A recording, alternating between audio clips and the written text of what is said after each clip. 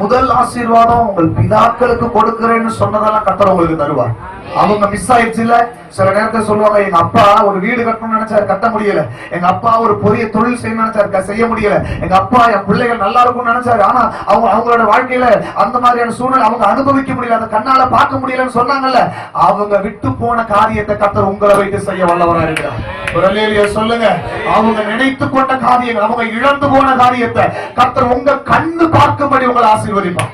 உங்க கண்ணு பார்க்கும்படி கர்த்தர் ஆசீர்வதிப்பார். ஆமென், ஆமென், ஆமென், ஆமென், ஆமென்.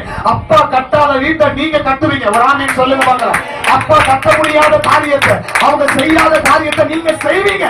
அவங்க செய்யாத ஊழியத்தை நீங்க செய்வீங்க. அவங்களால நிறைவேற்ற முடியாத காரியத்தை நீங்க செய்வீங்க. ஒரு அல்லேலூயா சொல்லுங்க, ஒரு ஆமென் சொல்லுங்க. அதுதான் பிதாக்களுடைய ஆசீர்வாதம். அவங்க இழந்ததை அவர் எனக்கு தருவார் அப்படின்னா, அவங்க எதெல்லாம் மைண்ட்ல வச்சு செய்ய முடியாம போனதோ அதையெல்லாம் கர்த்தர் நமக்கு தருவார், தருவார், தருவார்.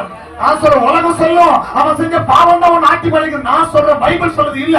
அவங்க மிஸ் ஆன ஆசீர்வாதத்தை கர்த்தர் உங்களுக்கு தருவார். சாபங்களை கர்த்தர் நீக்கி போடுகிறார். ஒரு அல்லேலூயா சொல்லுங்க. இரண்டாவது ஆசீர்வாதம், உங்க குடும்பத்தை ஸ்பெஷலா கர்த்தர் ஆசீர்வதிப்பார். அது எப்படிப்பட்ட ஆசீர்வாதம் தெரியுமா?